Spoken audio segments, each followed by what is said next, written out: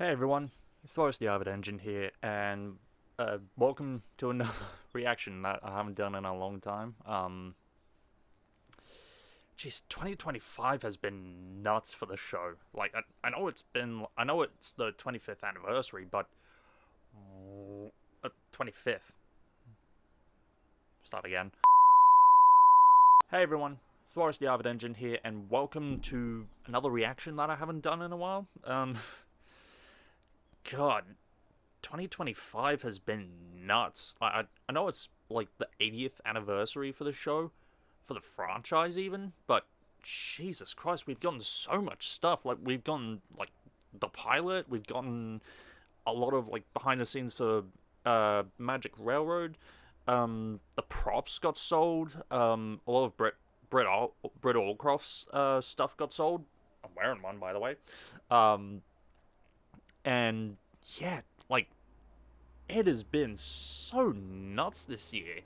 And so, with all that said, Unlucky Tug has just dropped a video talking about Sodor in 2025. Um, and I figured I may have forgotten some stuff, so we'll see what there has been, because, from what's been said, there was a lot of stuff from the Richard Audrey stuff during like the Audrey extravaganza at Tallyclin. The 20th, sorry, um, anniversary of Sodor reading between the lines has dropped, which that's apparently given some lore drops. I've only seen one, which I think you all know which one. And so with that, I want to see what else I've missed. And so with that being said, let's get into it. This video was brought to you by my loyal patrons. Pledge today and receive exclusive perks.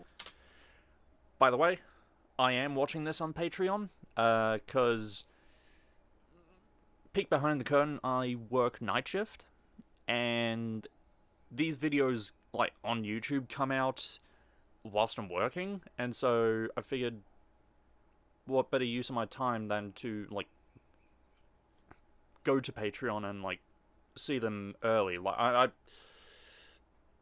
I'm making a rule that I'm going to like release this like a few hours after it comes onto YouTube. Like I'm not that kind of dick. Um, so yeah, you'll be getting this like maybe 2-3 hours after. So yeah, you're welcome. Link in the description. Who would have thought in 2025 Right. we'd be getting new lore about the Railway series? 2025 is nearing its end, and it has been quite the year for Thomas and Friends. Many people involved with the books and the shows all stepped forward and got their voices heard, especially the Audrey family. Christopher Audrey, the son of Wilbert Audrey, after nearly 10 years of being out of the spotlight, has finally revealed himself once again and republished his book, Sodor Reading Between the Lines. This is a lore book that follows up on Wilbert's Island of Sodor book, with additional information about the series, stories, and settings. First published in 2005, Christopher later came to understand that the book is rather rare now, and went for quite a lot of money on the aftermarket. Seeing as it is the 80th, and the 20th anniversary of the book itself, he saw it as a perfect opportunity to republish it, and add some new material. But he's not the only Audrey that's been busy. Christopher's son, Richard, has seemingly taken over as the lore keeper of the series. He appeared at Audrey Extravaganza 5 and presented a lecture called Sodor in 2025, written entirely by him, in which he talked about many of the developments on Sodor in recent years. With all of these revelations, I thought it'd be fun to finally go through the bigger ones in detail and catch you all up to speed on what's been happening on this little I'm so island. curious on this. Let's hear it. What is Sodor like in 2025? The fourth Fat Controller. The Northwestern Railway has finally gained its fourth Fat Controller. Stephen Hatt became the third controller of the Northwestern Railway in 1984. Stephen was born in 1941 putting him in his 80s by the 2020s. In 2021, Christopher confirmed that Stephen was indeed still controller at age 80. Many of us fans started to wonder when he'd finally retire and let his son, Richard, finally take the throne. Well, it finally happened. In 2023, Stephen at last retired at age 83 and was succeeded by Richard. The Northwestern Railway finally gained its fourth Fat Controller, Sir Richard Hatt. Richard was 51 when he took the title, leaving no doubt that he has a long, exciting career ahead of him. He presented his father with a rather unique retirement gift. A little old engine. No. Once long thought to be forgotten. Neil? Neil. Neil survives. We finally have confirmation that Neil did indeed survive long after the formation of the Northwestern Railway. So that means Neil is the oldest surviving engine on the island of Sodor. Much older than Skarloey. Alrighty. In 1914, which was the last we ever heard of him. I don't think we know what he's been doing all these years out of sight, collecting dust in storage, I guess. But in 2023, Neil was given to Stephen as a retirement gift, and as of 2025 has been restored. After retiring, Stephen Hatt helped set up the Crovan's Gate Preservation Society, or CGPS for short. The society owns a museum to house preserved engines in. They currently only have one engine, Neil, which Stephen entered into the collection upon receiving him. Neil is, apparently, in working order and can be steamed up for excursions. Oh, nice. As Bloomer is technically canon, I'd personally like to think that at some point, he too would become a part of this museum collection.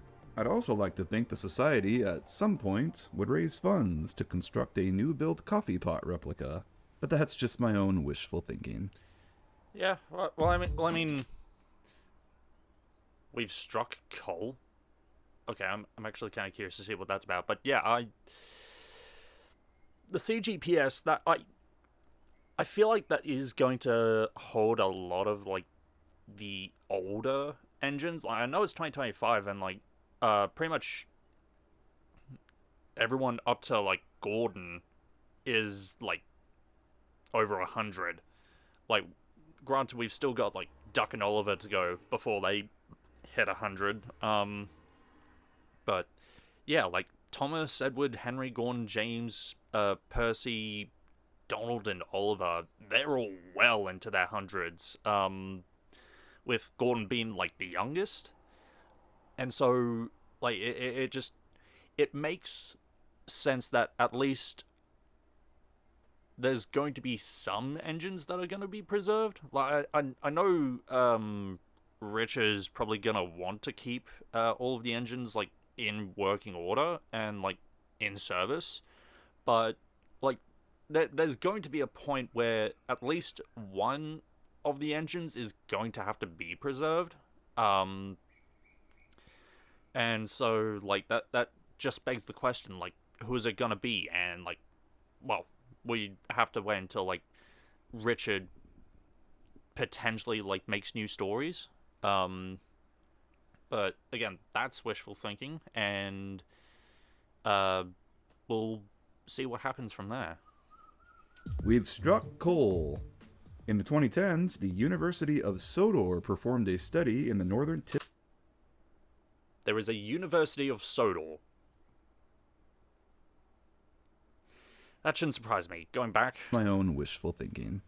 Right. We've struck coal. Sorry, University of Sodor just threw me the fuck off. I didn't hear anything else. Alright. In the 2010s, the University of Sodor performed a study in the northern tip of Sodor, which resulted in the uncovering of coal reserves there. Now this is a pretty significant reveal for how it relates to recent real-world events. The last few years, the UK has made large efforts to fully move away from using coal as fuel for their plants, with Britain's last ever coal mine, Fawsey Fran, closing in November 2023. Meaning, coal is no longer mined in the UK, and all remaining users of coal, in our case, heritage railways, have to now import it from places like mainland Europe, raising costs. Some railways have tinkered with coal alternatives as a result of this, such as the Tallyclin with yellow coal briquettes. As Christopher originally stated in Sodor reading between the lines, Sodor has never had a coal mine of its own. It imports it all in from Britain.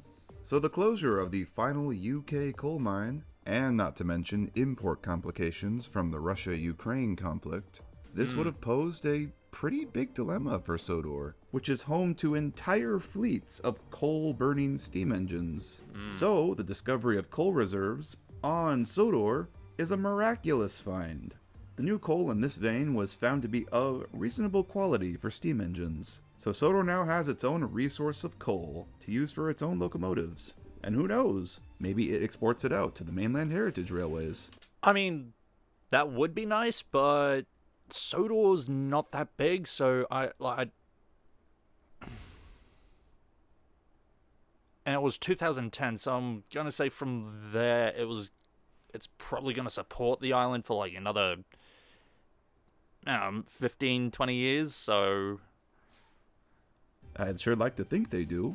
I don't believe it was stated in the lecture if a rail line was built up north to this new mine, but in a follow-up response from I've not thought about every detail. However, a relatively sparse but regular passenger working seems logical, while the nuclear trains would be more... Okay, nuclear trains, I did know about that, would be important. They hardly constitute large volumes of traffic, although the coal from the north would perhaps be a bit more regular, sure. So Sir Topham would have considered the byproducts of building that way into the business case for the railway, and indeed the case for infrastructure in the area. Richard himself, through communications with Luke Ryan, he did confirm that there is coal traffic from the north on the new Harwick line. More on that in a bit. Yep. The last HST set. Pip and Emma. Let's leave the steamers and talk about some diesels now. Pip and Emma, the Northwestern's high-speed train set, still run their twice-a-day service from Tidmouth to London. This is significant, because in real life, LNER and Great Western removed HSTs from their mainline services in 2019, with the final one departing London Paddington on May 19th. Some HST sets are still used today, though none of them run into London. Pip and Emma are quite proud to be the last remaining members of their class in regular service on the main line. They're the only set that still serve London, and I like to imagine that they often get photographed by rail enthusiasts there. Even something as modern as Pip and Emma are now considered rather quaint by today's standards. Speaking of which... So, that would mean that they'd be going into St. Pancras then. Which, I mean, if we all know Gordon goes foreign, that makes sense. Like, excuse me. Like, it wouldn't make sense for them to go to, like, any other location like Euston or Paddington. So, yeah, St. Pancras makes sense. So, yeah, wow. Like, I mean, it is Sodor. There's bound to be newer engines that are now the last of its kind, quote unquote, the last of its kind, to do something. So yeah, it makes sense. But I'm actually kind of curious now as to what's the. I'm pretty sure it's like new diesels or like some new electric engine, but I'm not from the UK. I'm from Australia. New century, new traffic. Yeah, Even the quaint storybook land of Sodor is not exempt from the march of time. The real Barrow station lacks the proper facilities, so there is less through traffic from Sodor to the mainland there now. Nowadays, most Sodor passenger services terminate at Vickerstown and exchange there with Class 195 units for the mainland. This is a fun change-up. It appears Vickerstown has become a Sodor terminus again, like it was when it was first built. Interesting. This is kind of funny to me, for it inadvertently mirrors how Vickerstown operates in the TV series. Sodor trains end there, and mainland trains start there. The only through passenger train would of course be Pip and Emma's service, which is non-stop to London. Tidmouth Harbour still remains as the biggest and busiest harbour on Sodor, and has been expanded to handle modern container traffic. I'm really happy to hear this. I always wondered if the Northwestern used modern goods stock in the 80s, 90s, and onwards. I mean, it because we makes never really sense. see much of it in the books, at least on the main line. Good to know that the railway has finally progressed to container trains. Class 66 diesels from the mainland are a common sight on Sodor now, which come to collect the container trains from Tidmouth to take to the mainland. Though on occasion, these trains are hauled by Henry or James, with the engines of course being exchanged at Vickerstown. So, they'd have to be pretty small in James's case. Like, I know Henry would for sure be able to pull them, but in terms of James... What a sight that must be. Imagine a pre-grouping 100-plus-year-old engine like James hauling modern-day container trains. A truly bizarre combination. The austerity engine. Yes! The austerity engine is one of the most elusive characters in the Railway series. Before we get into it, let me explain the backstory here.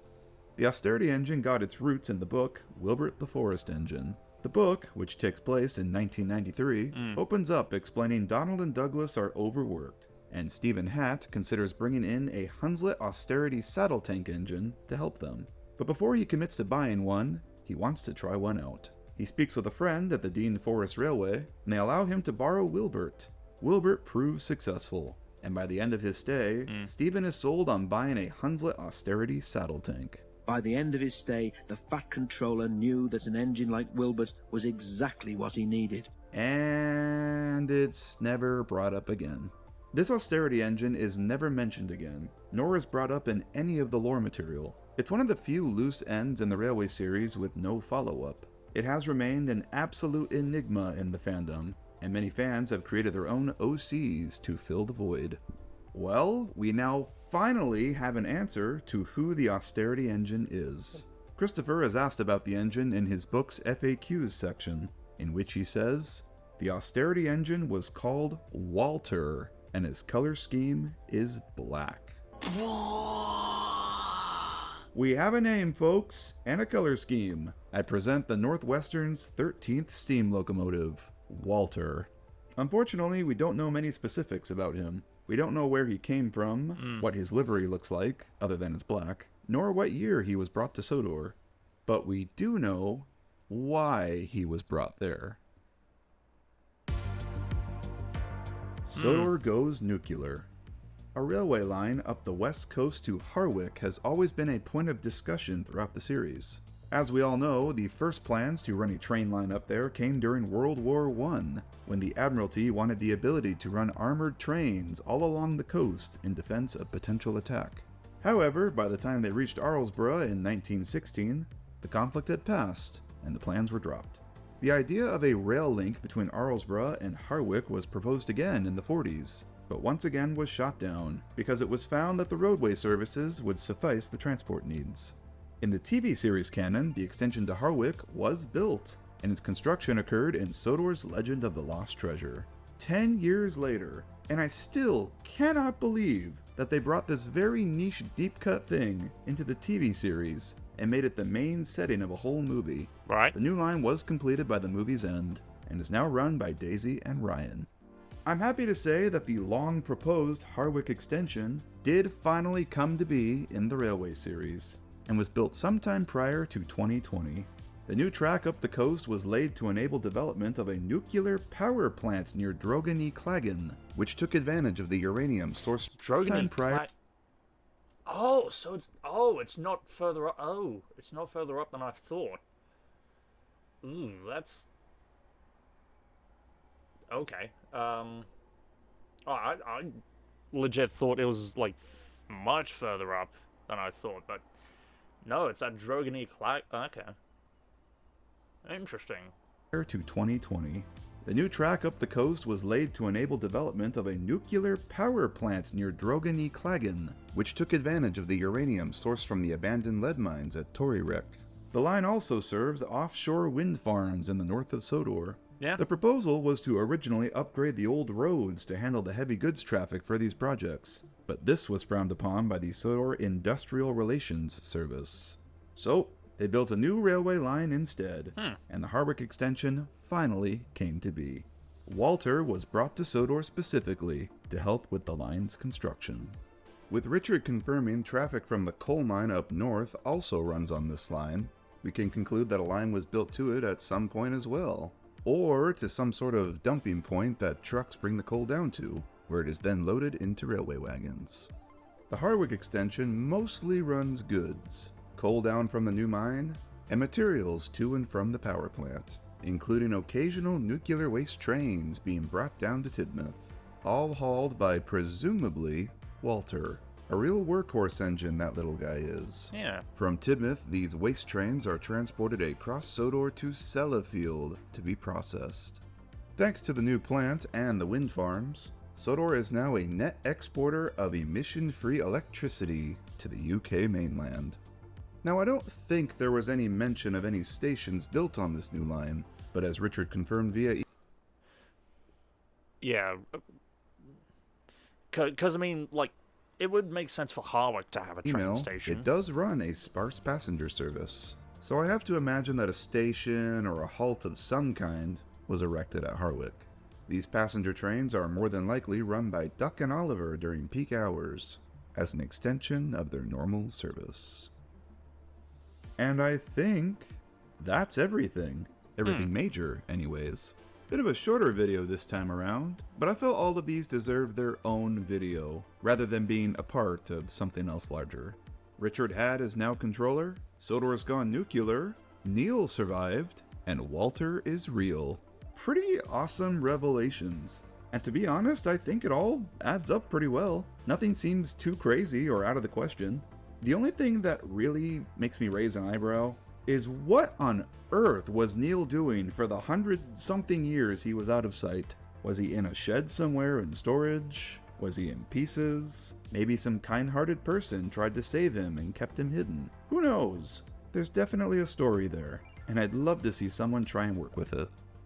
I'm really happy that the Audrey family is still as involved with the world of Sodor as much as they are. You can tell that they really do care about what Wilbur created and want to keep the story alive. I hope that Richard returns with more information in a future lecture someday. We just gotta know what's happening on Sodor in 2050, gosh darn it. The Sodor in 2025 lecture is now up on the Tallyclin Railway's YouTube for channel members. So if you missed the live stream during Audrey 5, now is your chance to finally watch it. Link is in the description. So that's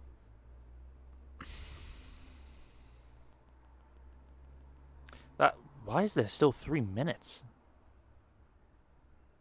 I'll be right back.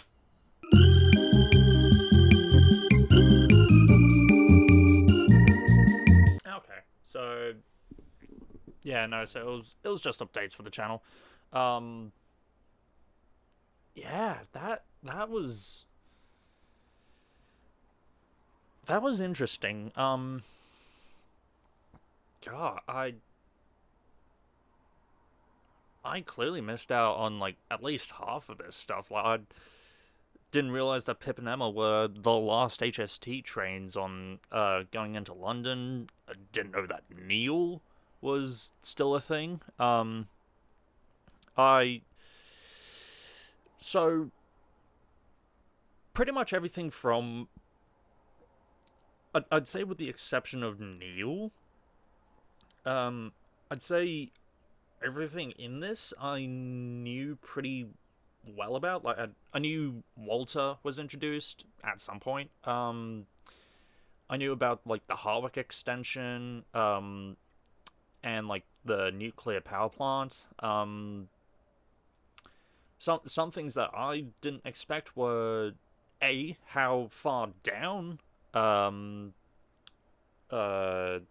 power plant was. Like I thought it was like further like up towards the coast, but no, it's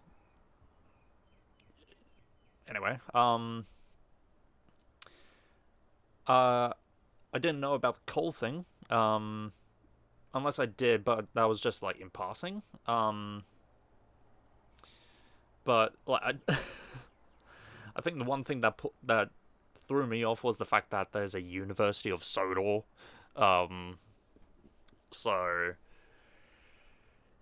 yeah, that's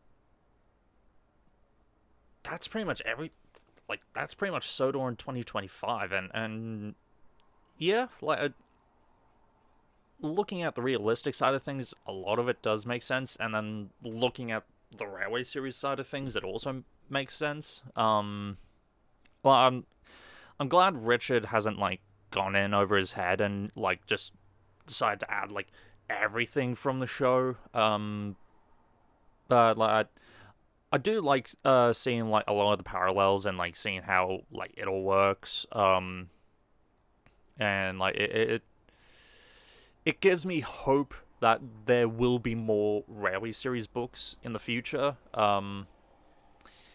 It has been more than 11 years, so only time will tell. But I'm really excited for this. So I've been Forrest the Avid Engine, and I'll see you guys in a potential new reaction. Who knows? Bye.